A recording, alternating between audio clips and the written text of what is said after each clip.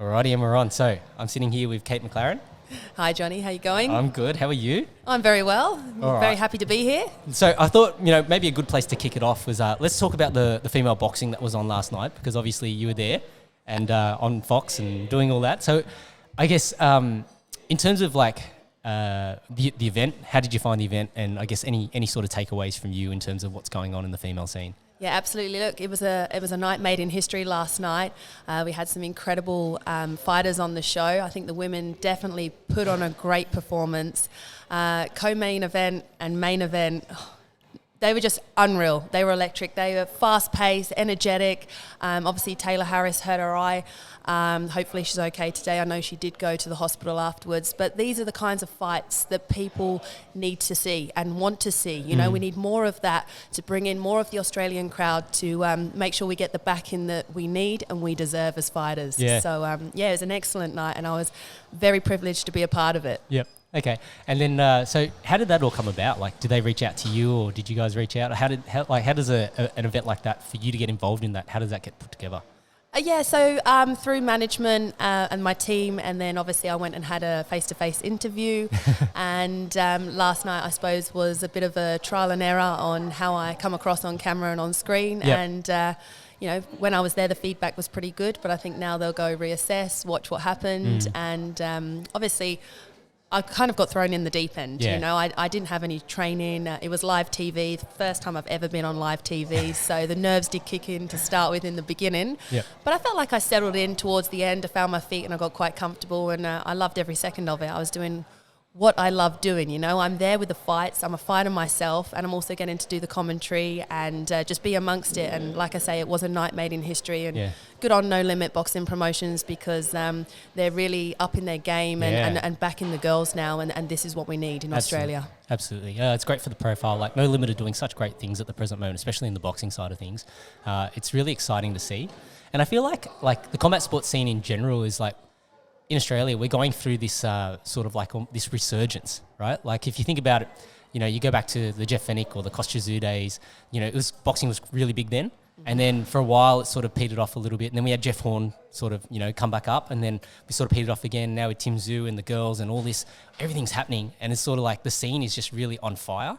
And it's the same in mixed martial arts as well. With Volkanovski and Kulabau and Malaki and all of these guys that are breaking into the scene.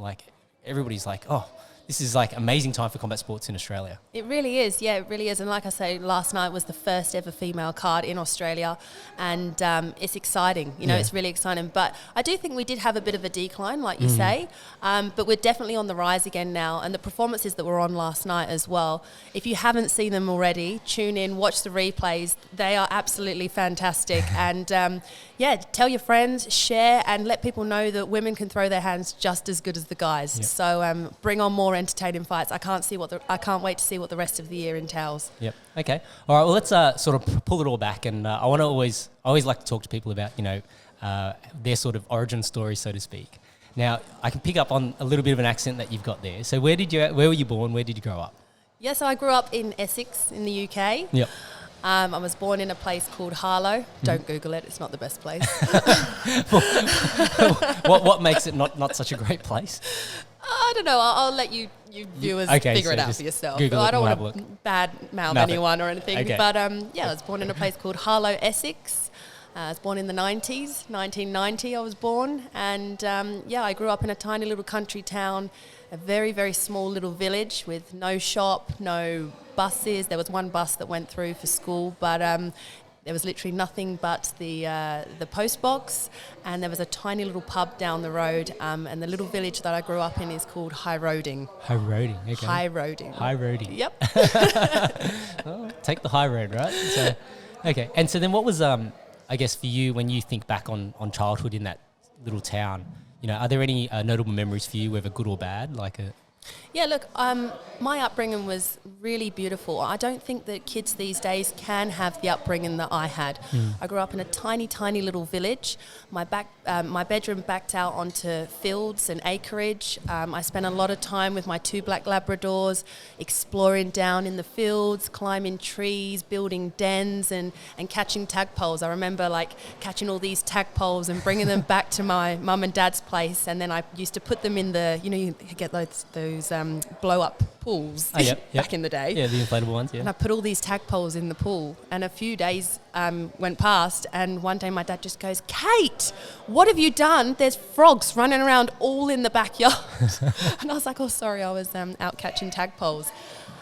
I don't think kids get these opportunities these days, but my upbringing was just full of pure joy, love, and no fear. I just felt very loved and cared, and I was free. I had freedom. Yeah.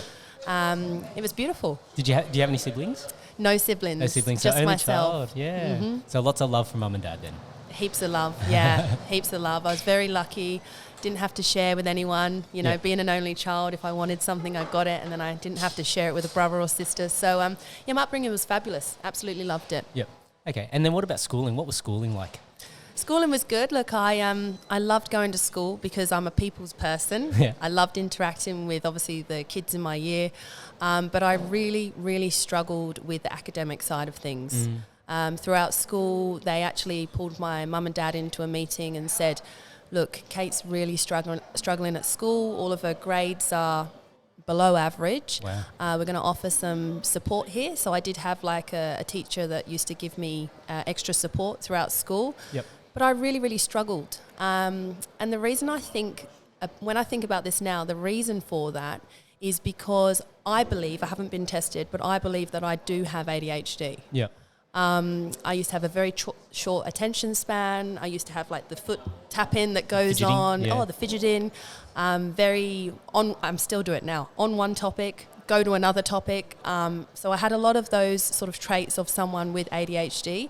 And ADHD wasn't spoken about then. We didn't really know anything about it. But the more research I've done into it, the more I think and believe I've definitely got some of the traits there for someone who does have ADHD. Yeah. So I think that's why I struggled so much. That's interesting because in Australia, I'm a mid-80s kid, so I was born in 84.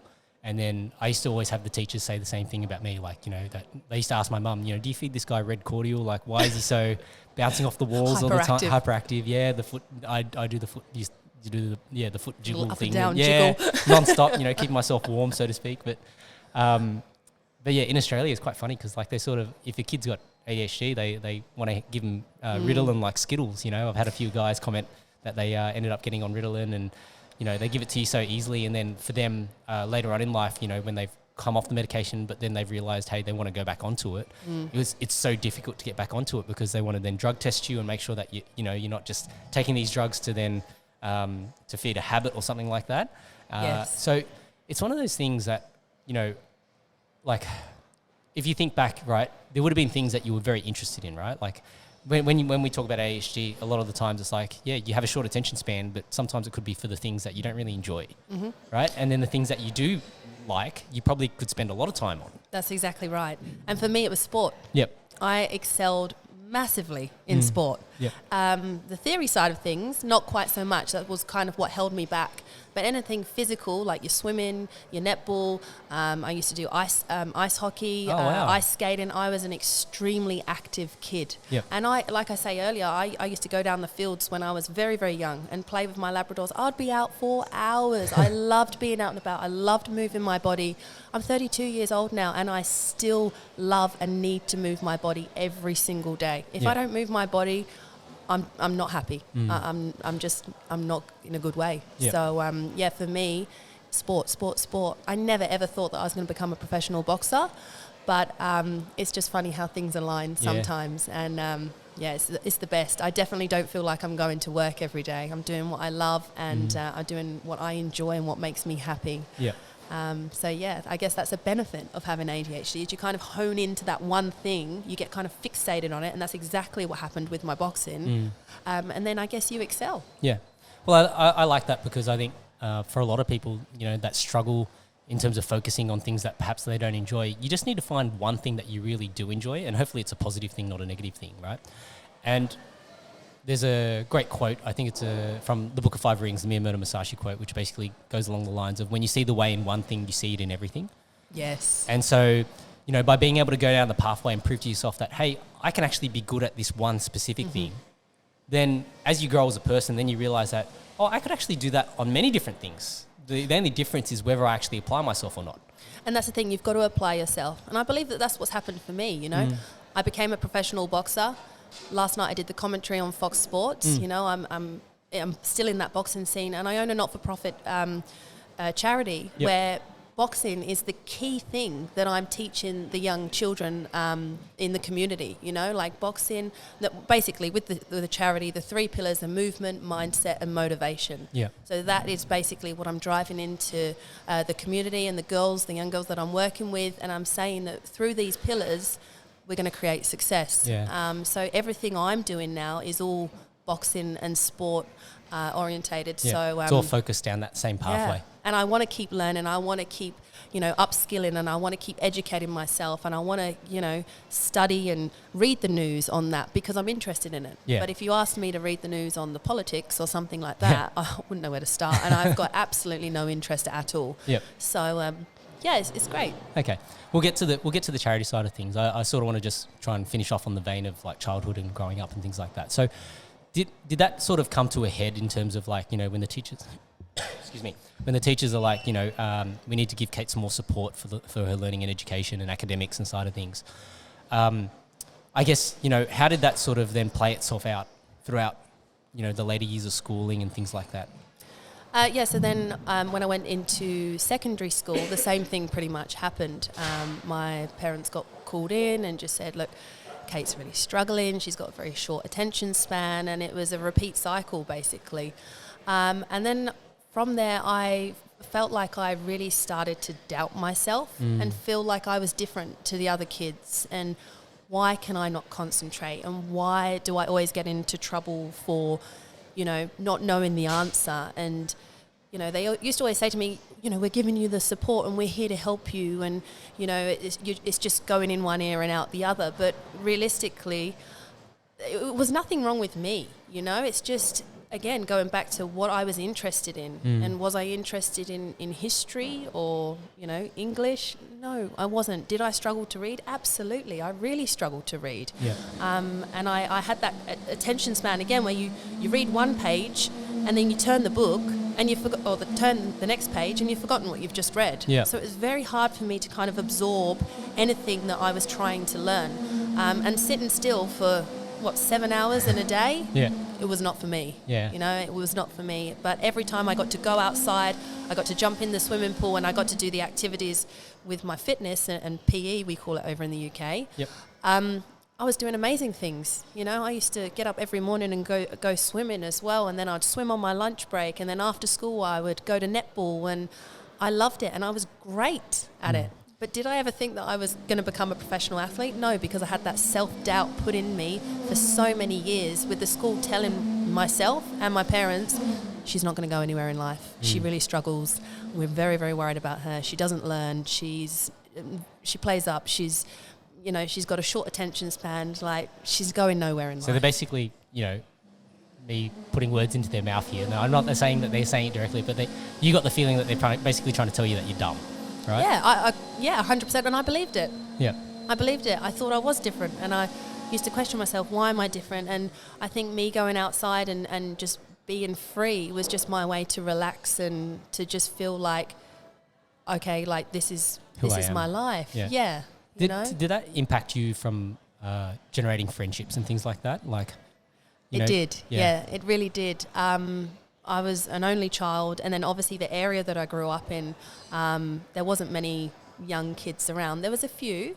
I used to go and play a little bit of soccer over the park with some of like the older kids in the area, but most of the time I grew up on my own. I was very independent. My mum always says to me, you know, like, you'd go out and play for hours, you'd come home, you'd have your dinner, you'd watch a little bit of TV, and then you'd just be like, okay, I'm taking myself up to bed now, I'm going to sleep. And then you do it all again the next day, you know? Yeah. So, Yeah, I was very independent. I was always with adults as well. So like mum and dad used to have a lot of friends over. So I was with adults, but never really joining in on those adult conversations. Sure. But I had a lot of self-doubt growing up. And my escape was just through fitness or through going out into the fields and being with my 2 black Labradors. That was my happy place. Yeah. So then when it came to finishing high school, what was your plan? Like, I guess, did you have a plan in terms of what you wanted to do, or you just had no idea what you were going to do? Yeah, next? so I've worked from the age of 14. Okay. So mum and dad first got me into a pub, washing dishes. At 14? At 14, Okay. Yep.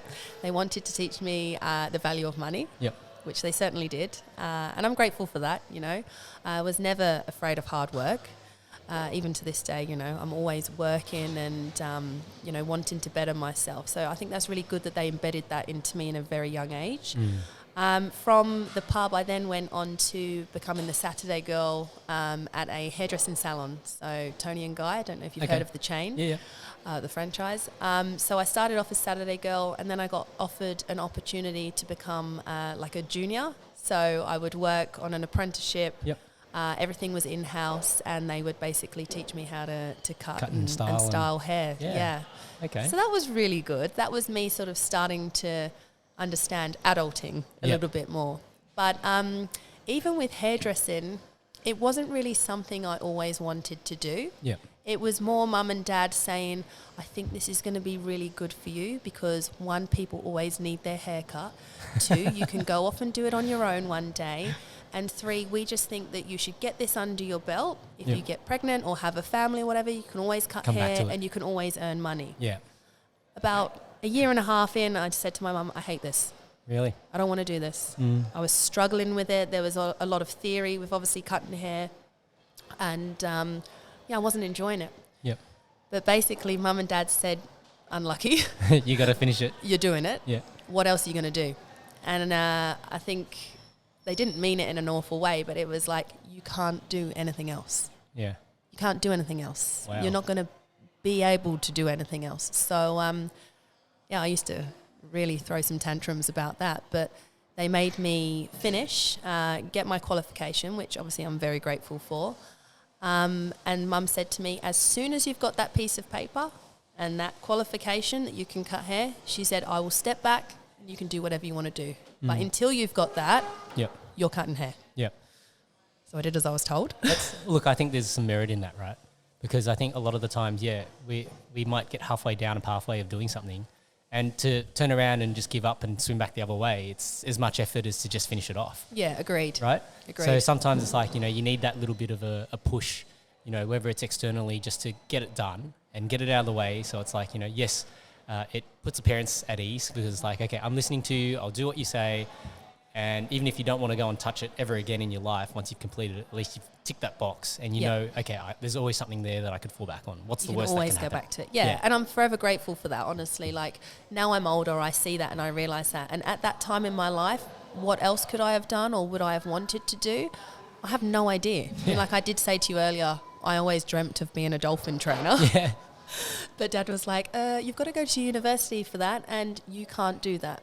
You're not academic. You can't do that. So you're going to stick to hairdressing. And I was like, okay, so I've been told. So then what age were you when you got your certificate to, be able to do hair and all that sort of stuff? I think it was around 17, okay. I think. Yep. So, but then I did go on to continue to cut hair for probably another year and a half. Okay. And then I decided to come to Australia after that. Yeah, so I was actually in the process of trying to save up for a new car. I really wanted a new car. And I actually met someone who used to come into the salon. Yep. And I didn't cut his hair. One of the other stylists cut his hair. But we got talking and we actually ended up dating. Mm-hmm. And he said to me, look, I don't know how much longer this can go on for because I'm heading over to Australia to go and backpack for a year. Wow. And I was someone that had never left home. Mum and Dad did everything for me. I got told that I was going to be a no one. I couldn't do anything. And the thought of going to Australia, I was like, hell no. Yeah. No way. They got spiders over there and sharks and... Drop bears. Yeah, drop bears. Oh, people got me with that when I first arrived too. It was really challenging and really hard, but then obviously the emotions started to grow for, my then partner, and my dad said, look, why don't you just give it a go? It will be a great experience for you. Jump on the plane, and if you don't like it, we can always bring you home. Well, let's fast forward. I've been here 13 years now. Wow. Yeah. That's a pretty amazing thing for your dad to say, to give you that confidence to go and say, hey, it's going to be a great experience for you to go and learn and experience life, really. And let me tell you, it has been. And I've definitely experienced life. And I think if I didn't come to Australia, I probably would still be in Tony and Guy cutting hair right now doing something that, I don't really want to do. Yeah. I've grown up so much. The opportunities that have come my way being here are just fantastic. I've gone in different fields with work. I've done lots of different things. I've seen a lot. I've travelled a lot. I've met a lot of people, and it's really made me grow up. And I think from taking myself away from that tiny little village and all of that negativity on you're never going to be a somebody and you're dumb. Yep. To then come into the other side of the world and starting my life fresh in a big in a big city like Sydney. Yep. It was just the biggest eye-opener for me ever. Yeah, and there's no sort of expectations. Like nobody views you in that same sort of way to go and say, oh, that's Kate. She's a bit dumb. She will never amount to anything. Exactly. Like there's no expectations when you come to a new place like that. And that's you can right. be whoever, you've almost got this reset button to say, I can be whoever I want to be now.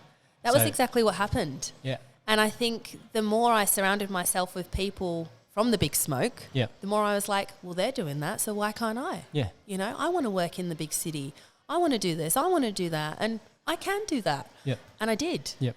And, it's the best thing that ever happened to me. It really is. So can we talk a little bit about when you're on the plane coming to Australia? I'm just a bit curious because, you've never been, out of England or the UK, I should say, and now you're on a plane, you're heading to Australia. Like, what's going through your mind? I cried the whole way. Okay. And the whole way. The whole way. And you were like, I'm never going to go home. I remember touching down in Sydney, and I went to the Macca's in Central. Yep. And back then, you got to remember, I'm showing my age now, you had to pay and top up your Skype account. So for me to call home, I needed to put money onto my Skype account and then obviously call. And then you couldn't be on the phone for too long because obviously it's eating away at your credit. Yep. So I remember calling my dad and crying and crying and crying the second we got here. And I said, put me on a plane now. Wow. Bring me home. I hate it. And he goes, Kate, you've just landed. He goes, I want you to give it 1 week. If you don't like it at the end of the week, he said, we'll bring you home. But I just remember I'd never felt jet lag, the feelings and the emotion, and it was almost like it was like a dream, but not a nice one. Do you know what I mean? I was just like, I don't like this feeling. I am freaking out that I'm away from home. My mum and dad do everything for me. I'm used to playing down in the fields, and now I'm in literally the middle of Sydney, and there's people everywhere and buses everywhere, and I've got to literally put money on my phone to call home. I can't just nip down the road and ask mum and dad to help me with something. It was a very scary place to be in when I first arrived, and it took me quite a while to adapt. And it's funny, people back home were like, oh, she'll be home within a week. Yeah. So they expected you to come back. Yes. Yeah. Yeah. But I think that's an amazing thing, because when you're in those really uncomfortable situations, that's when you really have the opportunity to grow the most. Yeah. Right? Like if you can see this, in your own reflections, that, if you never came to Australia, you'd probably still be there cutting hair. Right? Yeah. So you would have never pushed those boundaries in terms of what you're capable of or what you could do, just because you're always stuck doing something that's comfortable. Yeah. And I feel like that's a lot of people, especially as they're growing up, they sort of get hold into this idea of who they're supposed to be. That's exactly right. Whether it's parental expectations, like your parents, saying to you, hey, you're going to cut hair. That's what you're going to do. Yep. Right? Everybody's got different experiences, but, parents put different expectations on their children, and then, once they finally get into that workforce or doing things for themselves, they realize that, hey, I'm not happy doing what I'm doing. Yeah, I need to get out. I need to go and do something else. Right? So, I guess, excuse me, for you, in terms of that first week, and then I guess, how long did it take you to get comfortable in Australia, first of all? And what do you attribute you know, to that, you know, you finding comfort and being okay with being here? Yeah, for me, it took about 2 weeks. So we kind of got settled. We had a few friends over here as well from back home, so they really helped us out when we arrived. But then we decided to get a camper van, and we decided to travel the whole of the East Coast. Yep. And that was the game changer for me. Okay. That was... Beaches. Oh my sun. gosh, I'd never seen anything like that. You got to remember, from this tiny little town that I'm coming from, it's cold and grey and depressing, to then travel in the East Coast of Australia, it was unreal. Unreal. And that was the changing point for me. That was the moment I was like, this is awesome. So then, what have I been doing with my life?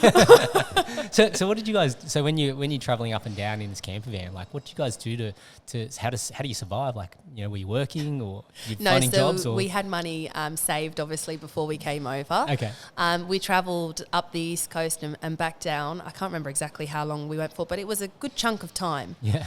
And obviously we were on a budget, so we kind of lived off of toast and baked beans and pot noodle.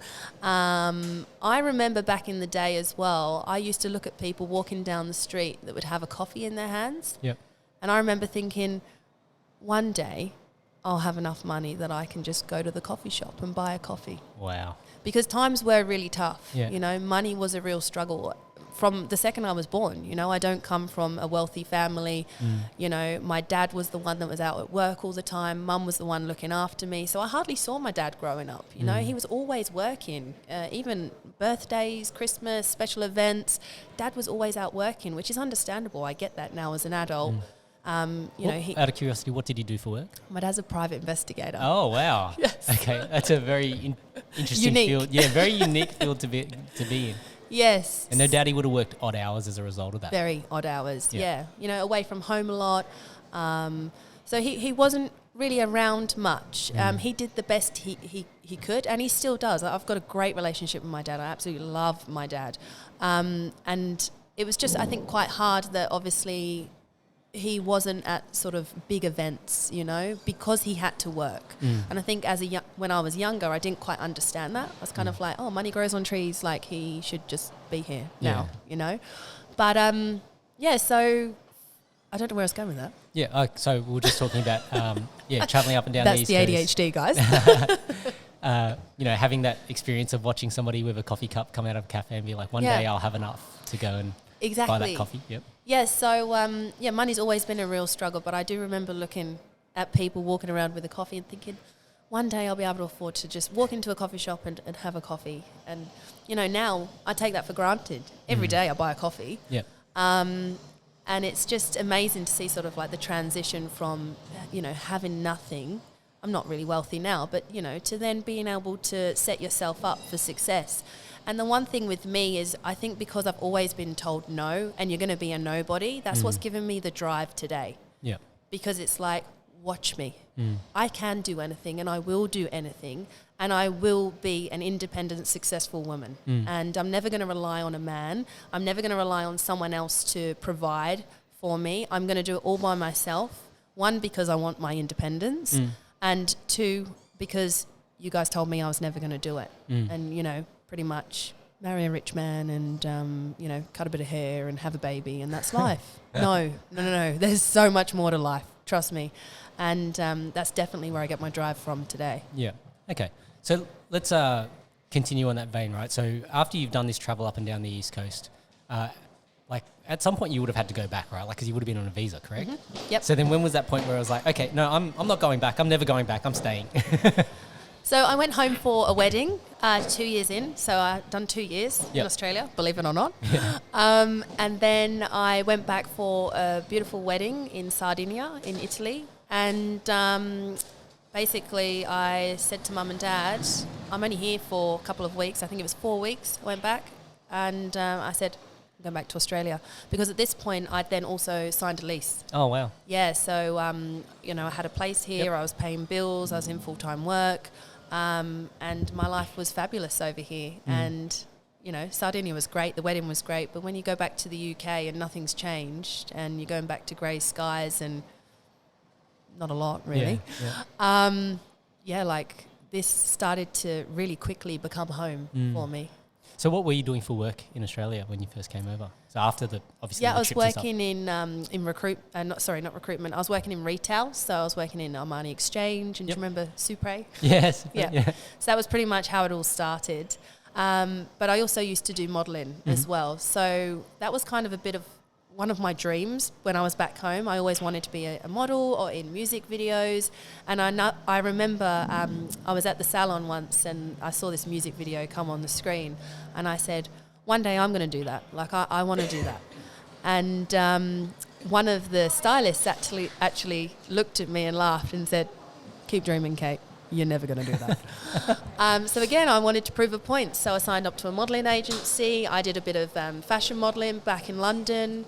And then when I came over to Australia, I really got into bridal modelling and I ended up doing Sydney Bridal Fashion Week. Yep.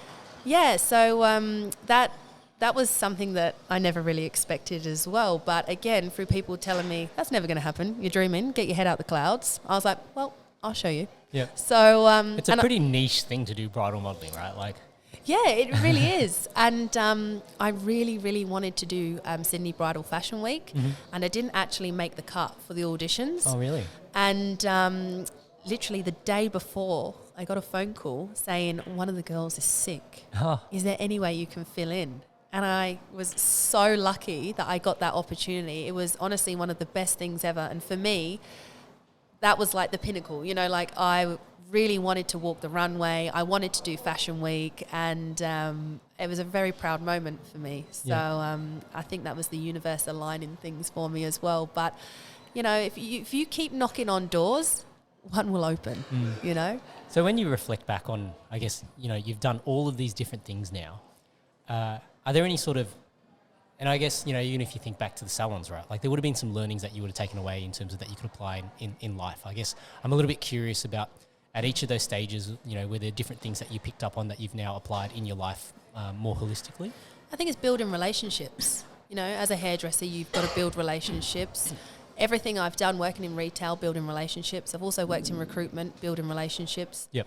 Modelling world, you know, you've got clients, you've got makeup artists, you've got hair, building relationships. I'm 100% a people's person. And for me, what I've learned is we're all different, and I've really learned how to kind of adapt to each person that's in front of me.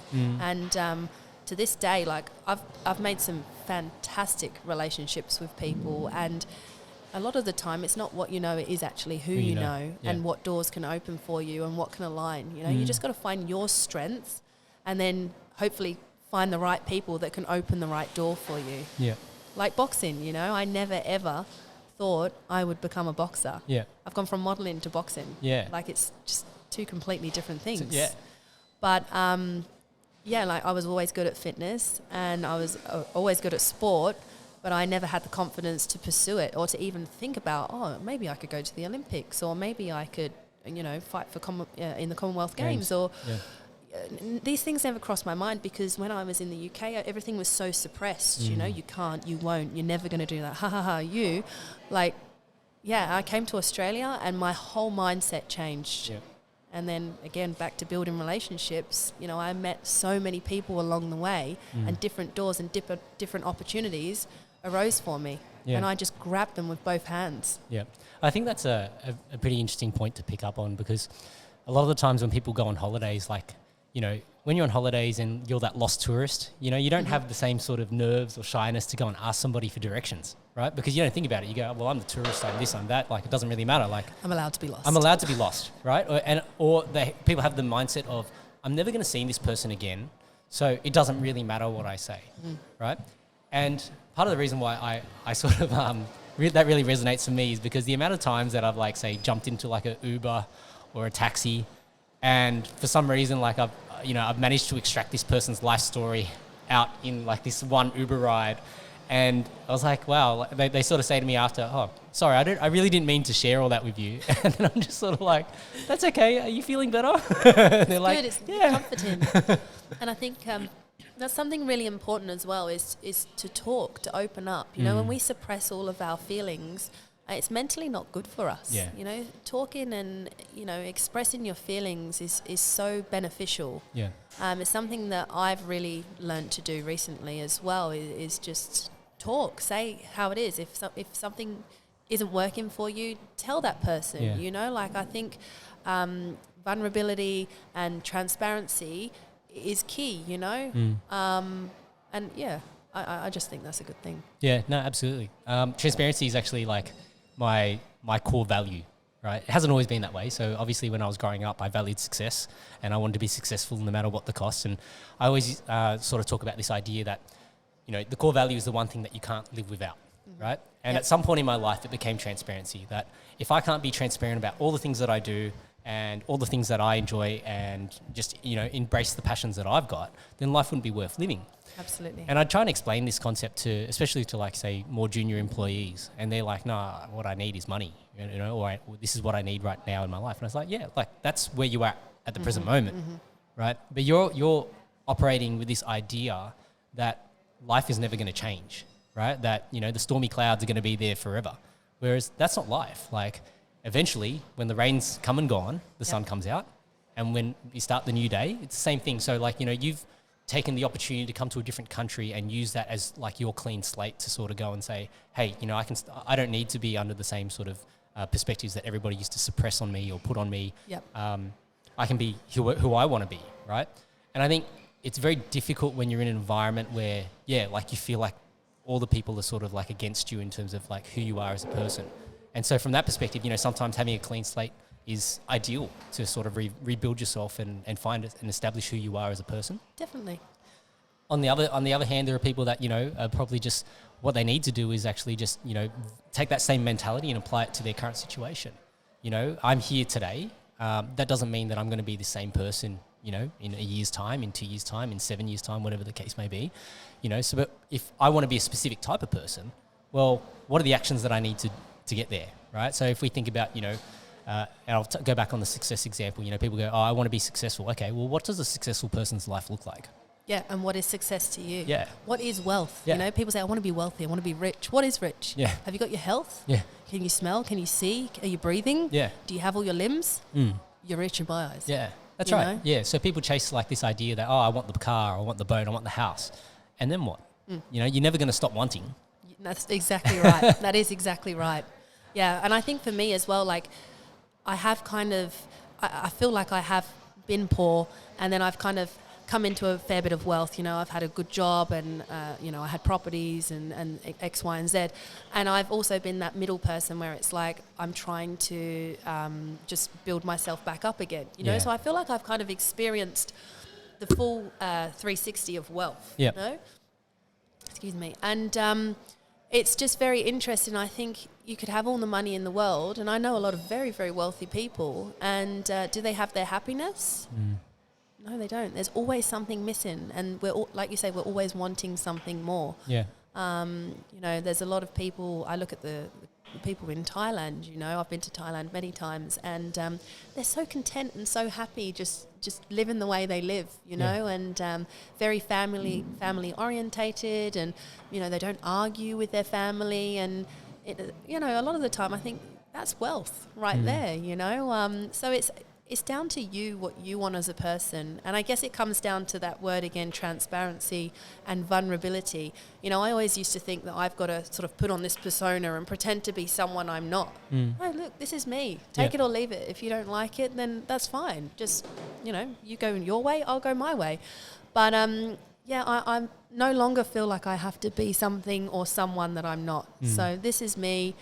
If you want to badmouth me and talk badly of me, that's fine, but I'm not going to take it personally. Yeah, I like to surround myself with people that are going to lift me up, encourage me, and tell me, Katie, you can do this, and you can be anything that you want to be. And I truly believe that. You can be anything you want to be. You just got to want it. Yeah, exactly. So then let's foray into, how did you actually get involved in boxing? So, you know, here you are, you're in Australia now, you're working, you know, all these different jobs and... Yep. Establishing yourself? Over 13 years, yes. So I got into boxing, I guess on that topic of wealth. I wasn't trying to sort of talk about it too much, but I went through some hardship in 2020, obviously being here on my own, and I won't touch on that topic too much. But through that hardship, I was not in a good place with my mental health, and I knew that for me to get better and to feel better, I needed to go and move my body to get back into my fitness. I was training out of Legends Gym in Kensington. Yep. You know that one? Yep. Yep. Was Johnny back there back then? Johnny He was. Graham? Yeah, okay. Yes, Yep. he was. Shout out to Johnny. Shout out to Johnny. Yeah, he's been on the podcast too. So. So I was training out of Legends, and I decided I need to go back to the gym. I had to have quite a lot of time off of work because of my mental health. And I forced myself to go back to the gym. I couldn't keep it together. I was just crying, and I was just not in a good place. I was in a very dark place.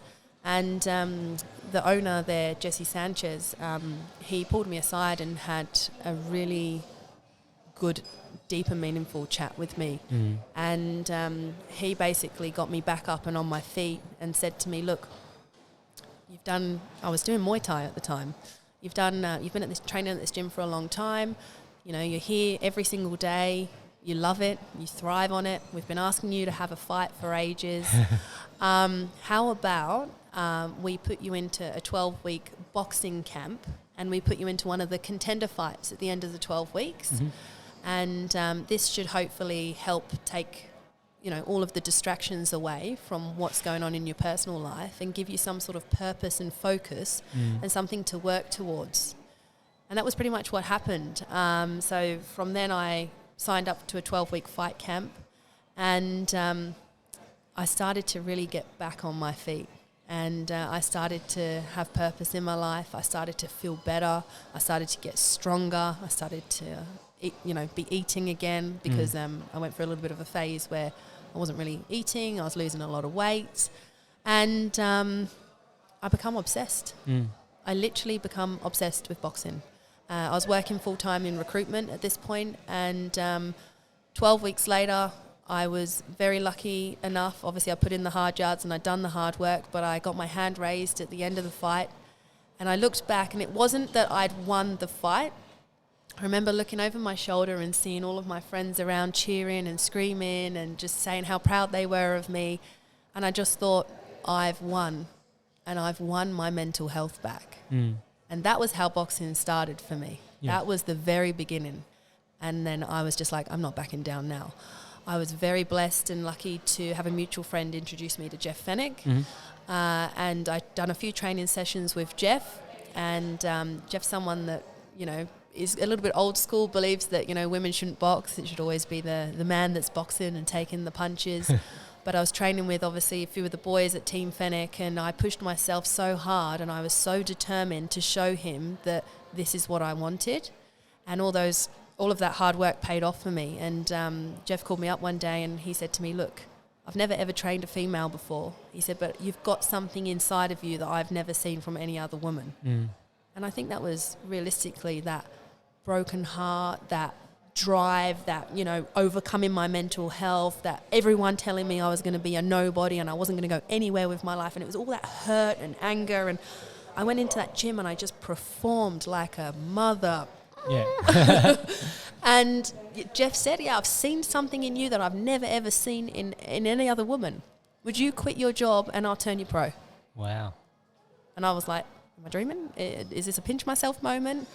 And I was just like, yeah, sweet. I went into work the next day, into recruitment, handed my notice in to my manager. She said, if you don't mind me asking, what competitor are you going to? I said, I'm going to become a professional boxer.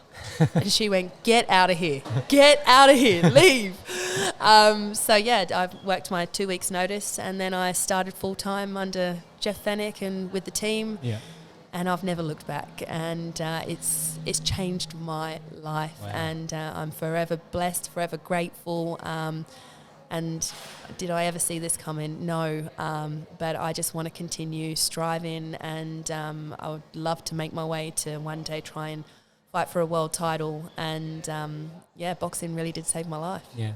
See, that's an amazing thing, because, there's that old saying, you can't teach heart, right? That's right. That's exactly right. And heart is one of those things, like, everybody tries to ascribe a value to it. But, you know, when you get knocked down and you keep getting back up, like there's no sort of way to take that away from a person. You know, you have to, anybody that shows and demonstrates this immense amount of heart to keep getting back up, no matter how many times they get put back down, you know, eventually they garner everybody's respect. Yeah. Because you look at that person, you go, what, you've been knocked down, you know, 2 times in this round, 2 times in the next round, you're still getting back up and you're still fighting. Like, you know, the referee could have waved it off, but you're still getting back up and you're still in there and you're still going for it. And it's one of those things that I always find it interesting, because a lot of times, you know, there are people that, like this is talking about combat sports, right? Like we see it a lot where there are champions that have come out of some very, very rough places, right? And, you know, I guess some of the logic is that, you know, when you're born to and have like these rough things that happen to you in childhood and things like that, they sort of help to formulate this heart that, you know, you're not going to let it get you down. You're going to use it as fuel to the fire to keep motivating you to keep going, right? Sort of like what you're doing, Conor McGregor comes to mind. Right? But then at some point, you know, and I guess Conor's probably also an example of this, right? Like when you do surmount that pinnacle, it's very hard to then continue to get up in the morning with the same fire and the drive, you know, once you've established yourself at those heights as well. I don't think it is. I think you continue to just keep striving. You know, like, look at Conor. He's still active. He's still, you know, trying to do the best he can and putting on a performance. And, you know, he might not continue to do that sport for the rest of his life, but I feel like there will always be something else. Yeah. And I think that's the same with me. Like, you know, once you win a world title, where do you go from there? Yeah. But there's other opportunities in that same field, you know, and then you start again at the bottom of the ladder and you work your way to the top. Yeah. So, it's never just the end, you know, and I think for people who do have that sort of, I call it like that inner mongrel, that drive, that, you know, you all told me I was going to be a nobody. And it's not even about what other people have said now for me. It's more about myself, you know, proving things to myself. It's just the best feeling, you know. It's even sitting here with you today, you know, like we're here, we're having a good chat. Like I never in a million years, when I was younger, when I look back at my life there, thought that, you know, I'd be sitting here with you and you're interviewing me and asking me about my life. You know, this is a great feeling. You know, money can't buy this feeling. Yeah. And I'm excited to see what's next. You know, I'm definitely chasing that world title. And I don't know if you've seen the Conor McGregor documentary, but I'm very much inspired by Conor, and I feel like I can relate. You know, he couldn't even afford headgear when he first started. You know, I can relate to that. So let's switch gears a little bit and talk a little bit about the charity stuff. So you've got an organisation called It's Her. Yes, It's Her Foundation. Yep. It's a not-for-profit charity. We help to support young females. Like I said earlier, through the pillars of movement, mindset and motivation. So I do a lot of work out in the community. I'm currently working with Youth Off the Streets, PCYCs, and I go and run pretty much boxing programs. But in those boxing programs, I also offer, we do a lot of mindset work. So it normally works on a 10-week program. So we do a lot with mindset. And we do open circle discussions as well. So each week we'll have a different topic. It might be self-care, vulnerability, journaling, etc., like all different topics. And it's about sort of building that tight community, being obviously a support network for these girls and letting them know that if something's going on, I'm here to help you. And I'm currently in the process of building and designing an online support system. So what that will look like is it will have on-demand fitness videos, it will have a nutrition section so we can help educate all these youngsters about, you know, the importance of nutrition and fueling your body after training. There'll be a wellness section on there, and the last section will be the key section, which will be support services. So we're basically aligning with all different organisations that offer some sort of support, may that be mental health support, may that be crisis accommodation, may that be food support, finance support, and anyone who's obviously in that program will be able to have access to all of the different support services that are available. And that's pretty much what I'm doing at the moment with the charity. So what was the motivation in starting that? Was it just because of the changes that you found through boxing? And yeah, absolutely. I think it goes back to that point in my life when my mental health was on the line. Yeah. For me, I didn't have a support system, and that's what I'm trying to give to these young women now. I'm trying to let them know that, you know, we're all going through things. We need to have a strong support system around us to make sure that we're staying on that right path. Because if I didn't find boxing, I would have gone down the path of alcohol, drinking, partying, and it wouldn't have been a great finish. So, it's all come from sort of self-experience, having no support system around me, being on the other side of the world from my family. We had COVID, which was a thing, so there was no way of getting to and from, you know, here to England, and just being extremely alone. And at that point in my life, I had no money. Yeah. And if it wasn't for the few people who were around me to help support me, I don't know where I'd be today, to be honest. Yeah, that's an interesting one. I always talk about how, you know, you can either have a negative addiction or a positive obsession, right? And a lot of the times, you know, people that fall into substance abuse or something similar, you know, they're trying to avoid, you know, the problems that they're facing. The suppressing. Right? Yeah. So, you know, it's an easy out to sort of avoid whatever it is or the uncomfortable feelings that you might have towards yourself. And, you know, I often talk about this, that a lot of the time, so when we're growing up, you know, we have our parents around. We may have siblings, we may have friends. You know, as we get older, you know, our friends sort of replace our parents in terms of like who we spend the most amount of time with. And it's only really when you move out of home and you're alone that you actually have to look in the mirror and decide, do I actually like myself? Or I can't stand spending time by myself, and that's why I will go out and do other things, whether it's like, you know, partying or whatever, or it could be, you know, just spending time in the gym or whatever the case may be. But a lot of the times people don't actually realize or work out what is their own emotion towards themselves until they're forced to, because they're moved out of home, they're all alone, and they're sort of like, okay, I can't stand the idea of being alone by myself. I need to go find some friends. Or they actually are like, okay, I actually am comfortable with who I am, right?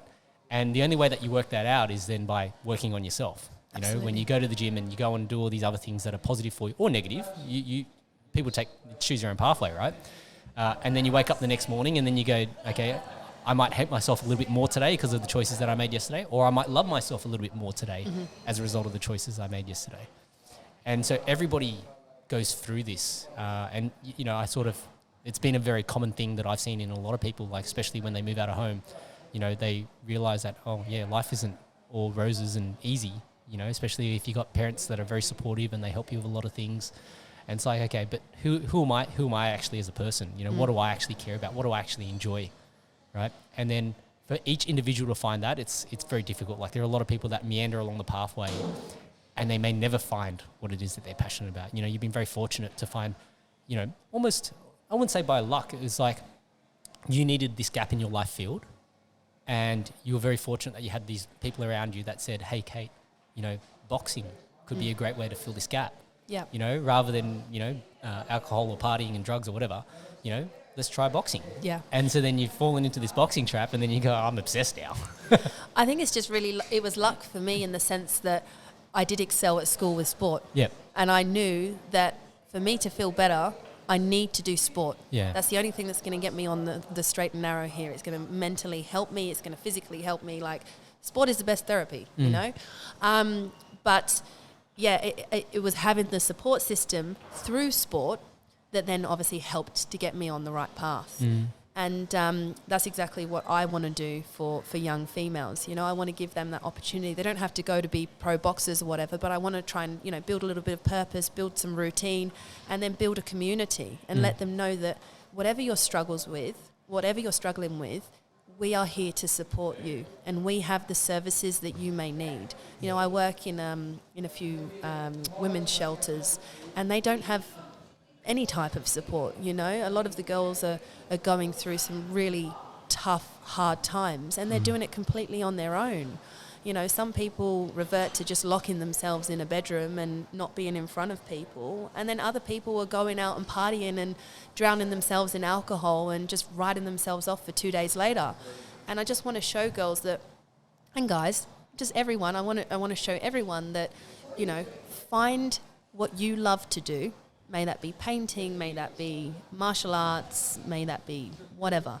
Do it, find the people around you, build your community, and speak up. Reach out for help. If you need help, then just, again, ask. You know, you don't have to fight the battle alone. Yeah, use your support system around you. And if you don't have a support system, you know, there's a meetups as well, which is online. You can just type in meetups, which is for, they put on events for people who are coming overseas and don't know any people. You know, jump on a meetups group, go out for a walk with a group of people that are looking for friends. Start to really build your community, build your friendship circles. And if you need to lean on someone, don't be afraid to ask, you know. So that's what I'm trying to do, and that would be my advice to anyone who's listening right now who doesn't have a support system and doesn't know how to get a support system.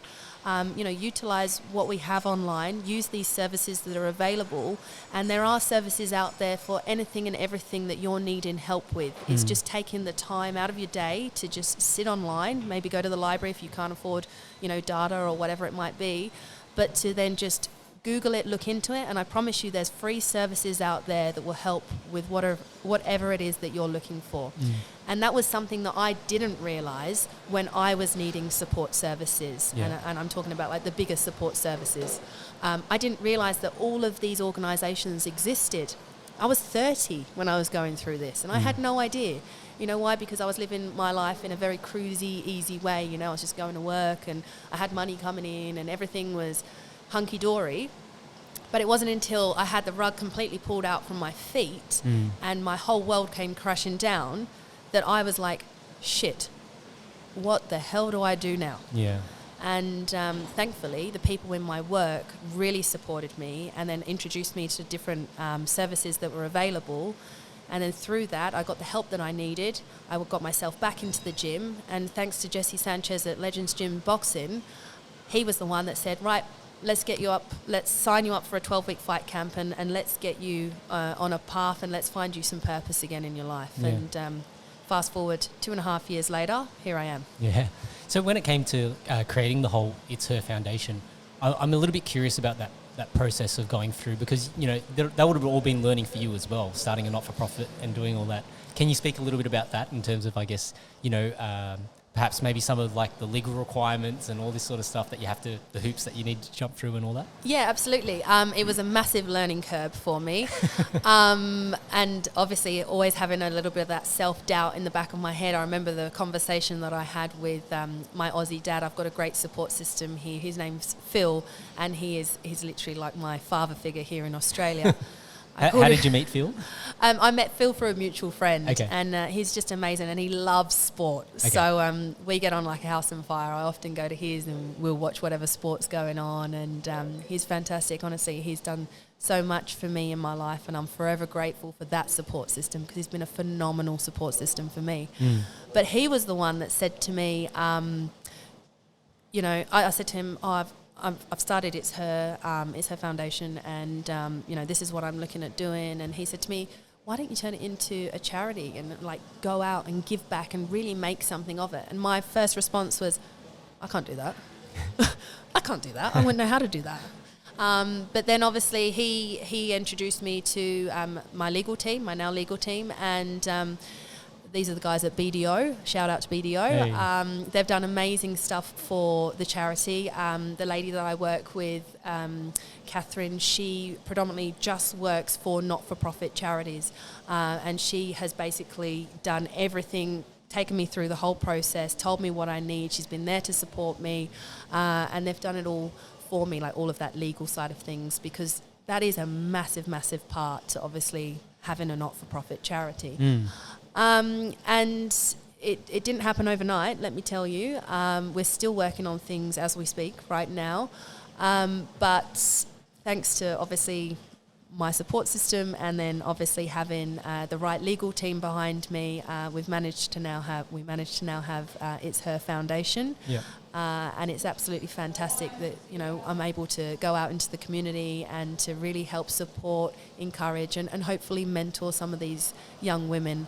I love it. And like I say earlier, money doesn't buy happiness. I go and I work at these refugees, and I get involved with the community, and I get to talk to a lot of the women who sometimes I have a lot to relate with them. You know, I can really understand what they're going through, and I believe that hopefully through my experiences I can help pass on my knowledge and offer the right support system and the right guidance, and help get them on the right path that they can for success. Yeah.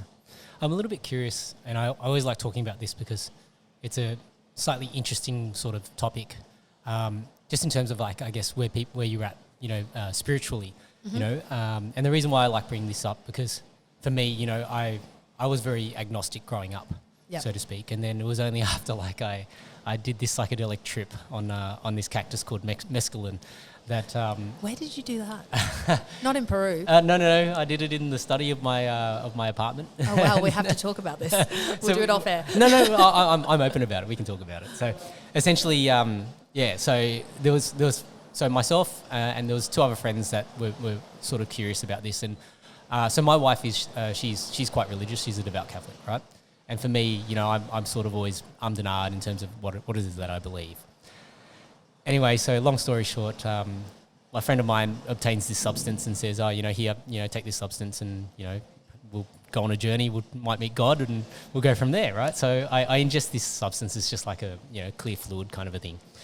And so my wife says to me before I go and lie down in the study, she goes, "Oh, when you meet God, go and tell him I said hi," right? So this is the setup in terms of, I guess, you know, how everything's going down. So I go and lie in the study. I put on some, you can look up, they call it peyote music, where it's sort of like North American Indian music. Okay. It's a lot of like throat singing and butt drums and just a very rhythmic style of beat. And I thought, oh, you know, I'll listen to this kind of music and see if that evokes any sort of, you know, emotion or whatever. And so I think, you know, a couple of hours went past and I was just like lying there listening to this music, and I thought, oh, I'm going to switch it off now. Like, I've had enough. So I turned the music off. And I was like, oh, maybe I didn't take enough or whatever happened. And then a couple of moments later, like, I'm away. Like, it was like, it's sort of, and apologies because I have told this story before, but, you know, Kate hasn't heard it, so she can hear it for the first time. But you imagine like a lake, right? And a lake is very still. And most of the time, you know, you throw a rock on the lake and then obviously the ripples start to go out. So you imagine like this finger coming down and touching the middle of the lake, and then that just starts all these ripples. Mm-hmm. The thing is that this lake had no edges. So these ripples are going for infinity. And so that was like basically the start of my journey, so to speak. And these ripples, like, so there's two things that sort of go with this. So when you take a substance like mescaline, it actually is like, they call it a paralytic. So it causes like a little bit of paralysis in you. Wow, okay. So I was having like this spasm, like a twitch, like a muscle spasm, right? And so to me, though, the muscle spasm was like in time with my heartbeat. So to be like, boom, boom, you know, like somebody touching the water, that's like the start of the universe. You know, boom, boom, you start, the heart starts, boom, boom, and the ripples go out. Fascinating. Right? And boom, boom, boom, boom, boom, boom, boom, boom. And all these ripples start to go out towards the edges of this lake. And like I'm off, like living a life, right? And then before you know it, like the heartbeat just goes faster and faster and faster, and then you flatline. You're dead. Jeez. Like that's, and you can't move right at this moment.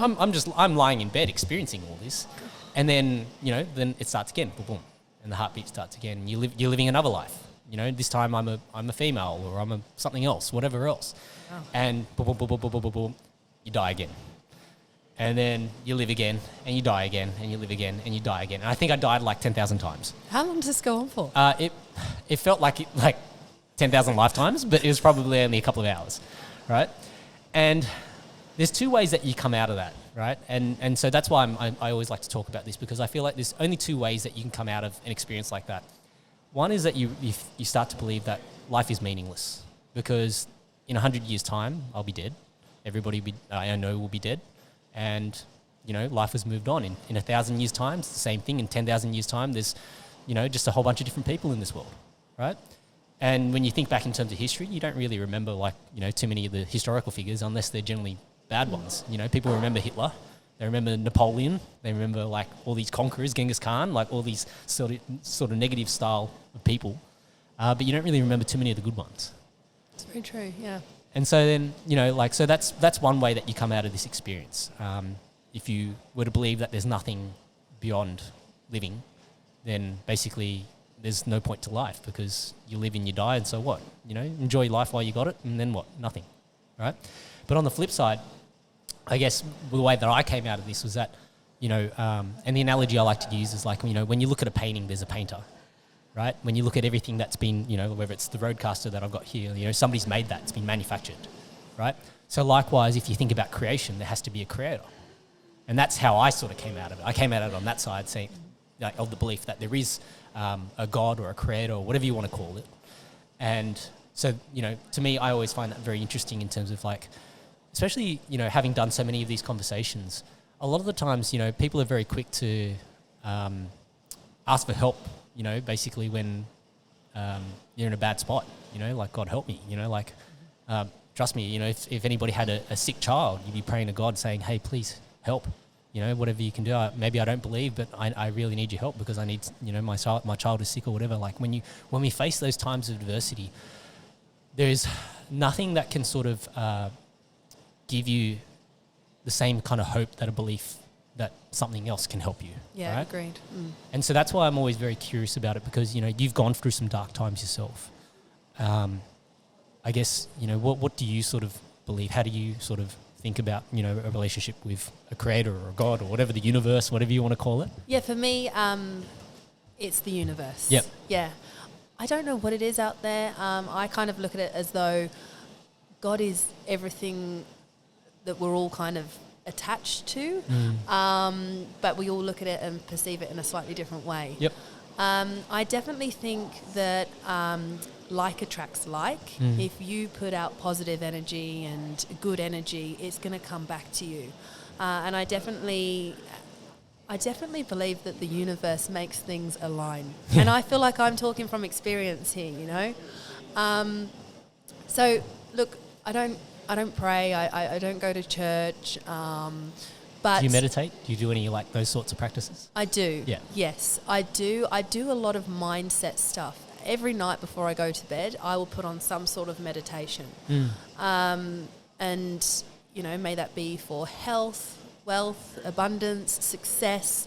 I listen to a lot of those, I can never say it, binaural beats. You know? Binaural beats. Yeah, the waves. And I'm a big believer on that. Yep. So, yeah, you know, am I spiritual? Yes. Do I believe in God or Allah or... I'm not going to say no because I think from my perspective, we're all attached to the same thing. Yeah. We are energy, right? And I definitely believe in auras and I definitely believe that, you know, some auras are brighter than others. And I definitely believe that we're all here for a set time. And I also think, this is going quite deep, but none of us remember being born, right? So people ask, are you scared of death? Well, if we don't remember being born, then we're probably not going to remember dying. So I always say, like, try not to fear death. Yeah. That's deep. Damn, I hope we're not ending on that. No. I use that same line of thinking, right? Like, before you were born, you were dead. Exactly. So, you know, when you die, like, if you weren't scared before you were born, there's no reason to be fearful, you know, after you're born. Or after you're gone, really. Yeah. So. And it's going to happen to all of us, you know.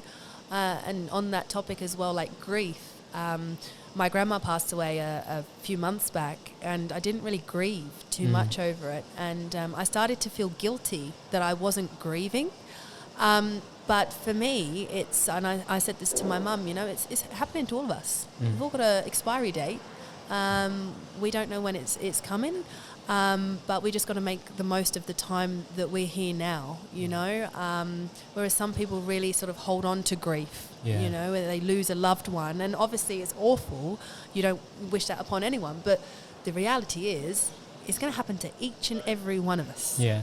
So, you know, take the good memories, take the positive memories, you know, take as many photographs as you can. I love looking back at photographs. And just enjoy your time here on Earth and do yourself proud and make yourself happy and, you know, be a good person and compliment others and help others, and the world's definitely going to be a better place. Yeah, absolutely. All right, well, let's switch gears. We'll go back to boxing and then we'll finish on the boxing side of things. So a little bit curious in terms of, like, let's go back to your first fight. you know, doing that fight experience, the 12-week camp, culminating in your first experience in the ring. And you obviously spoke about, you know, the emotions in terms of like, you did it, you achieved something. Yeah. Right? Can you remember when you were making the walk to the ring? Yeah. And speak to that first fun. I loved it. So I used to run a lot to Eminem. Yep. And growing up, I loved Eminem. I think that was like my little rebellious side. Which song? I can't remember which one I walked out to now. I think it was just Lose Yourself. Yeah. I'll have to go back and check it. But it was definitely an Eminem song. I think that really hyped me up at the time. And I think also it kind of relates to my past as well. Like growing up, I listened to Eminem a lot. And then now like I'm doing my first ever ring walk and I'm about to go in the ring and fight for the first time, you know, like it was extremely exciting. So I think that really built that momentum for me on the way to obviously walking to the ring. But yeah, that was a great experience. I loved the ring walk. That was so exciting. And then, so when you reflect back on the fights that you've had, you know, are there any fights that you feel like you've learnt a lot from, or do you feel like everything's just sort of, you know, in its progression, right, happening at the right time, kind of a thing? Look, obviously, I've only been doing this for 2.5 years, so for me, I'm learning on the job. Yeah. But I've learnt something from every single fight I've had. I've had 5 professional fights now to date, and every single one has been a learning curve. I remember my first pro debut, the nerves just got the better of me, and I was so nervous, I gassed out. I had no energy, no gas tank on me because the nerves just ate everything away. I wasn't breathing. I was petrified because I was fighting on Fox Sports and KO, and you know, I was quite comfortable walking the runway, but then to go in and throw hands and to perform was completely different for me. And I look back on that fight now and I just think, I wonder how that fight would go down if I didn't have the nerves on that night. Yeah. I feel like a lot of people, they burn up a lot of energy just in the anticipation. You see it a lot, especially like because I go out the back with some of the other boys when they're fighting and stuff, and when they're on their debut, that first one, you can see that the nerves are just eating them, and they then go into the ring. First round, they're gassed, you know, like they're just coming too hot. They've lost composure. The heart rate was already, you know, everybody's heart rate's already elevated anyway. So I have an Aura ring, so that sort of tracks like my heart rate and all that sort of stuff. Oh, that's beautiful. And I use it for sleep tracking and things like that. But like one of the things that I like about it is that, and if some people might have like a Whoop strap or something like that, like one of those heart rate monitors and things like that. But you know, so there you go. You got a Whoop. Love it. Yeah. So you know, when you're sitting at the back, you know, you can actually see where your heart rate is at. And naturally, you know, just because the idea of competition obviously gets everybody fired up. You know, even the calmest of people out there, their heart rate's still going to be, you know, 70, 80 BPM just sitting there. Resting. Right? Yeah. Resting, right? Before you make this walk. And so, you know, for people that... and I can see it a lot because especially when I call a lot of the fights and things like that, I can always tell who's going to start fast just by how they come out. Yeah. You know, when they walk, how do they make their walk to the ring or the walk to the cage?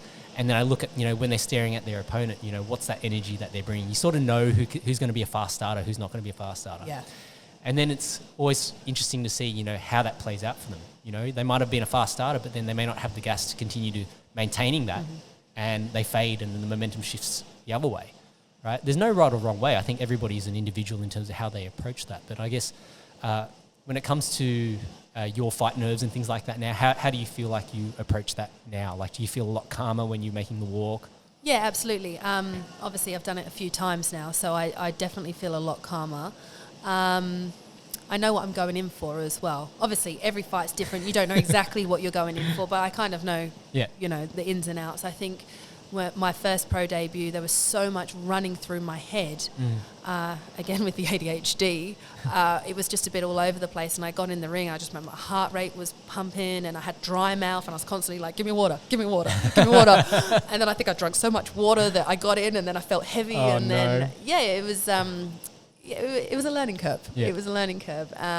But yeah, now over the time, obviously, from having 5 fights now, I'm a lot more sort of cool, calm, collected, know what I'm walking out to, and I realise the importance of having a calm mind. If your mind is racing at 1,000,000 miles an hour, you're never going to get the job done. Yeah. So lots of deep, big breaths. I do a lot of visualization stuff on the lead up to my fight. And then, I go out into the ring and I know what I'm here to do. And in my head, it's like, right, I've come here to do my job. And at the end of the day, I've got to get the job done. So let's fight. So, and then when it comes to like your nutrition diet, like who do you use? Do you use anybody for that? Or Yeah, Jennifer May from Sydney City Nutritionist. Yep. She's fabulous. She's been with me from day one. She's great. She always gets me on weight. She's had a few phone calls where I'm like 2 days out from fight and I'm like, Jen, I've still got 3 kilos to lose. And she's like, okay, right, this is what I need you to do. I need you to go to Coles, do this. So she's great. And she's like, breathe, like stay calm. It's okay. I need you to relax now, Katie. Like, you know. So she's fabulous. She knows me on a personal level as well. So I think that's really important.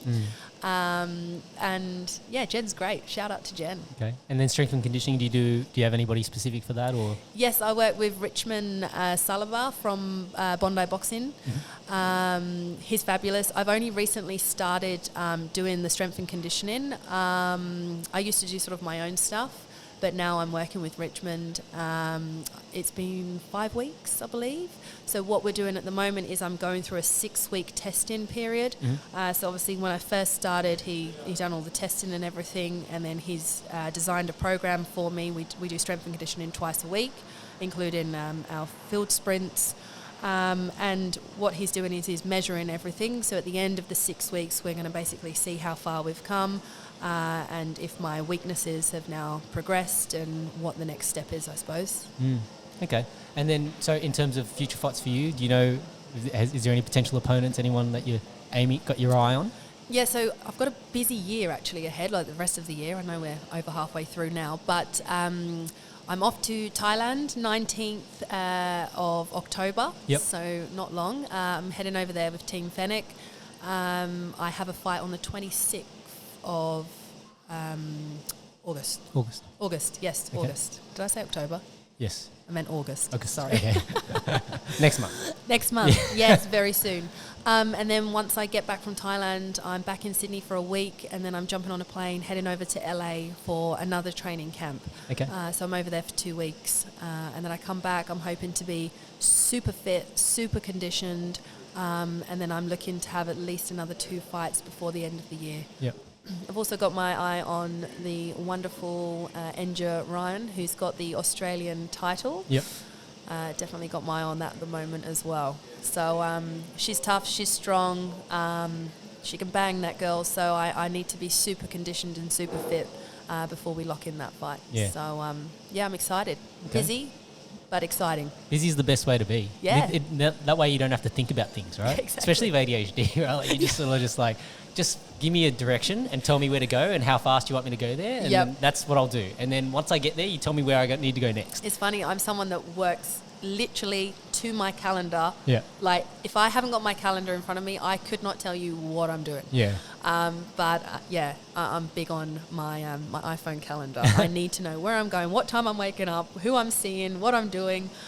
Without that, I'm completely lost. I'm just running around in circles. So, I'm guessing you're a big routine person, right? Massive. Yeah. Yeah.